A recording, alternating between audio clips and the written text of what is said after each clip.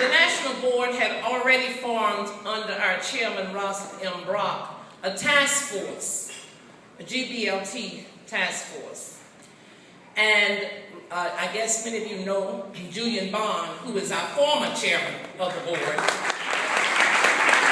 Julian Bond is the chair of the task force.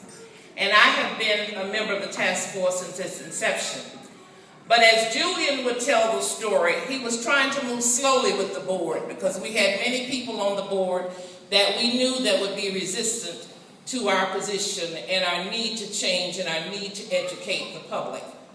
And so we moved very slowly, meaning that we eased up on the board because we knew that some of them would not agree and that there would have to be a talking through the issue. Meaning everybody needed to express themselves if they had opinions. Everybody didn't have to agree. We had to learn how to listen to people who did not agree with our position. But we had to get through it, and we had to do this. We had to do this because we understood quite well that wrong is wrong. If there is discrimination in this country anywhere, it is wrong. That's it. That's it. And quite frankly, it has nothing to do with your religion, your personal belief, or anything else. It is simply the law. If you believe in the Constitution, if you believe when the Constitution says very clearly that it should not and we should not discriminate based on race, color, gender, or anything else, or religion. This country was founded on people trying to practice their own religion without being discriminated against. So we understood that. With being people of color, we understood the fight that we have been through and the one that we continue to struggle with. The struggle is not over. It has not even really begun for some people. So fighting racism as we do as an organization, fighting discrimination on every front as we do, anytime we see something that is wrong and people who are being discriminated against, we must speak up and speak out. And that's why we did it. In our mission statement of the NAACP in its founding in 1909, the whole premise of the NAACP was to rid this country of all vestiges of segregation, discrimination, and all vestiges of anything that got in the way from everybody, regardless of your decision of who you were, meaning whatever religion you were, whatever school you went to, whatever race you were, whatever sexual orientation you have, whatever.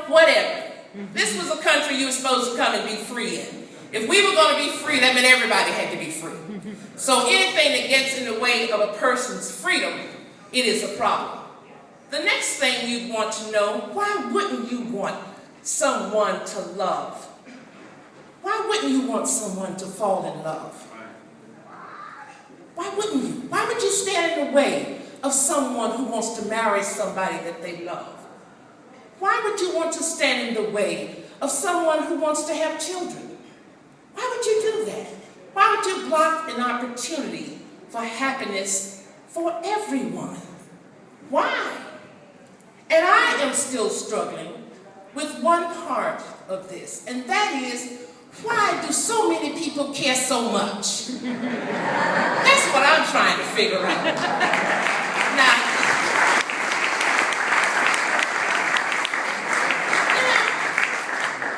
it seems to me, nobody asked me. Funny if somebody would ask, right? I got my speech ready. Seems to me you got your hands full with somebody that you call yourself loving. Because if you can do it with the one person you have, your hands are full. I just don't know why it would matter that you would think enough to try to stop somebody else from being as you are, and that is freedom for choice. So we, on behalf of the NAACP, want you to know that I'm not here just for tonight. Some of you, I hope more than Elizabeth, has seen me before in this room. And if you have, you will know what my position has been all the time. I was there when we saw the movie together of Matthew Shepard. I remember very well sitting on the stage. I was there as we fought many issues right here in this community. It has not been easy. It has not been easy. We fought with the county. Whoa, boy, have we fought with the county. Trying to get them to write one simple line in their policy. Have they done it yet, Elizabeth? They did. They finally did. Well, honestly, I'm glad to know because the struggle was so difficult. But I want you to know you can depend on the NAACP. In particular, you can depend on me. I can speak for Adora. This is my home. I will come, not because you invite me. I want to be able to come anyway. And I want you to come and be with me. Come and be with us in the NAACP. Let's join together and not have to have a special occasion. You know, sometimes I think we just dress stuff up so much. We need to just get to know each other and be able to speak on behalf of each other as we work together for a better community and ultimately a better world. I want you to know on this special occasion that it is a happy occasion. You ought to feel good. You ought to enjoy the rest of the celebration. And I am open if there's time for questions, or I'll go and sit down and wait. Questions? Questions, anybody? I have a question. Sure, Elizabeth. Great. Well, I understand that there was this. I understand it was a unanimous vote. The NAACP vote was unanimous, but I also understand that there was some controversy around within the NAACP that some presidents resigned. Can you talk a little bit about that and anything that's being done to kind of bring those folks back in the fold? Oh no. No, I don't know of anything anybody's doing trying to bring them back. But I'm not. I'm sorry. I'm going to try to act a little better than these minutes. You get to know me, you know that's just me. No, we only had one member of the national board to resign, and that's out of 64 members. I think that's pretty good. Yeah. One member. Now, if there are any other persons that have resigned, I'm not aware of it in the leadership. I'm sure that if that has happened, we'll probably learn about it a little later.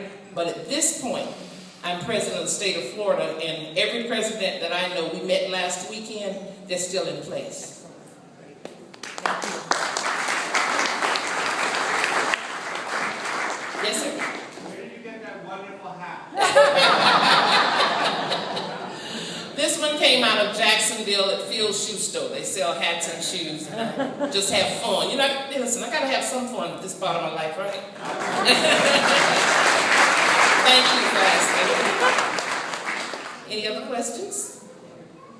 Okay, thank you so much again.